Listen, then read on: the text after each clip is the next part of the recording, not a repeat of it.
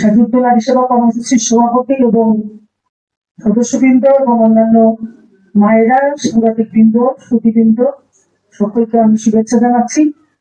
আমরা আসলে বুঝি নার্গিজাপাকে আমি দীর্ঘদিন বিভিন্ন প্রোগ্রামে আনার আমার একটা প্রচেষ্টা ছিল, আজকে সফল হয়েছি।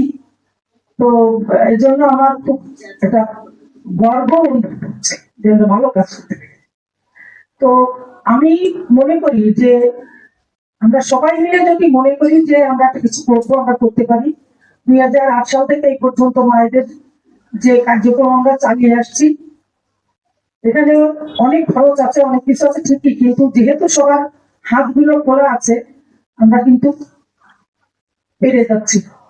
এবং আপনারা জেনে সবাই খুশি হবেন যে এর মধ্যে দিয়ে আমরা একটা ছোটখাটো তহবিলও আমরা গঠন করতে পেরেছি, খরচ বাদ দিয়েও। কারণ মানুষ চায় ভালো কাজে সহযোগিতা করতে এবং সেটা করেই যাচ্ছে। আমরা সবার কাছে কিন্তু ঋণী, আমরা সবার কাছে কৃতজ্ঞ।